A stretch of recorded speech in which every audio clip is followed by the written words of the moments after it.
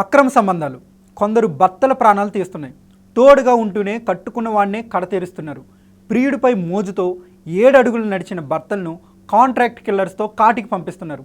వివాహేతర సంబంధానికి అడ్డు వస్తున్నాడని హత్య చేసి ఆనవాళ్లు లేకుండా చేస్తున్నారు. ప్రస్తుతం భారత్లోని కొన్ని రాష్ట్రాల్లో ఇదే సీన్ కనిపిస్తుంది. భార్యలు తమను ఎక్కడ ఎప్పుడు హత్య చేస్తారోనని భర్తలు బిక్కుబిక్కుమంటున్నారు. మొన్న మీరట్ సంఘటన, నేడు ఔరోయ ఘటన సమాజానికి ఎలాంటి సందేశం ఇస్తున్నాయో అర్థం కావడం లేదు. కలకాలం తోడుగా ఉంటుందని భావించిన భార్యలే వారి పాలిట యమపాసంలా మారారు. తాజాగా ఉత్తరప్రదేశ్లోని ఔరోయాలో పెళ్ళై 2 వారాలు కూడా కాలేదు. భర్తను కాంట్రాక్ట్ కిల్లర్తో హత్య చేయించి ఆనవాళ్ళు లేకుండా చేసింది. ఔరోయాకు చెందిన దిలీప్ ఈ నెల 5న ప్రగతిని వివాహమాడాడు. అయితే అప్పటికే ఆ యువతి తన గ్రామంలోనే మనోజ్ యాదవ్తో 4 ఏళ్లుగా ప్రేమలో ఉంది. పెళ్ళయ్యాక ప్రియుడితో కలుసుకోవడానికి వీలు లేకపోవడంతో దిలీప్ను చంపేయాలని డిసైడ్ అయింది. ఇందుకోసం ప్రియుడితో స్కెచ్ చేసింది. ఓ కాంట్రాక్ట్ కిల్లర్తో 2 లక్షలు ఒప్పందం కుదుర్చుకుని ₹1,00,000 అడ్వాన్స్గా ఇచ్చింది ప్రగతి. ఈ నెల 19న దిలీప్కి మాయమాటలు చెప్పిన కిల్లర్ పొలాల్లోకి తీసుకెళ్లి హత్య చేశాడు. భార్య ప్రగతి తనకు ఏం తెలియదన్నట్లు దుండగులు కొట్టి తుపాకీతో కాల్చారని వెల్లడించింది. పోలీసులకు అనుమానం వచ్చి సీసీటీవీ ఫుటేజీ ఆధారంగా విచారిస్తే అసలు విషయం మొత్తం బయటపడింది.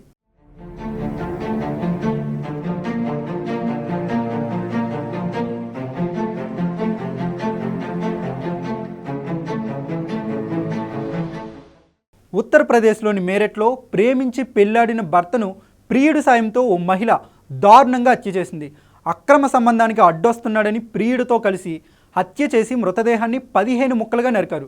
శరీర భాగాలను ఓ ప్లాస్టిక్ డ్రమ్ములో దాచిపెట్టి పైన సిమెంట్తో కప్పిపెట్టారు. సౌరభ్ రాజ్పుత్, ముస్కాన్ 2016లో ప్రేమ వివాహం చేసుకున్నారు. సౌరభ్ మర్చెంట్ నేవీలో పనిచేసేవాడు. వారికి 2019లో కుమార్తె జన్మించింది.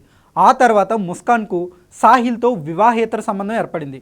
సౌరభ్ ఉద్యోగం మానేసి లండన్కి వెళ్ళి ఓ బేకరీలో పనిచేసేవాడు. గత నెల 24న భార్య పుట్టినరోజు కోసం అతడు లండన్ నుంచి వచ్చాడు. ఈ నెల 4న సౌరభ్కు మత్తుమంది ఇచ్చిన నిందితులు ఈ దారుణానికి ఒడిగట్టారు. మృతుడి తల్లిదండ్రులు ఫిర్యాదుతో ఈ ఘటన వెలుగులోకి వచ్చింది.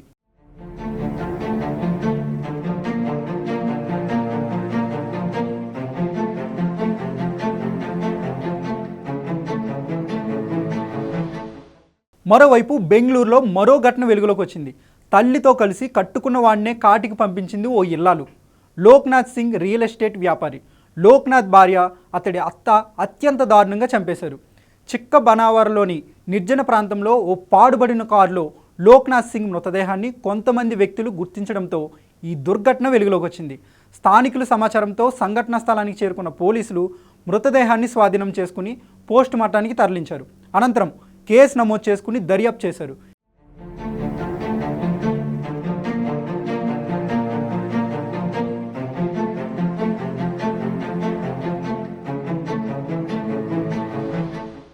తాజాగా యూపీలోని ఫరూకాబాద్కు చెందిన 30 ఏళ్ల అనూజ్ శర్మపై విషప్రయోగం జరిగింది.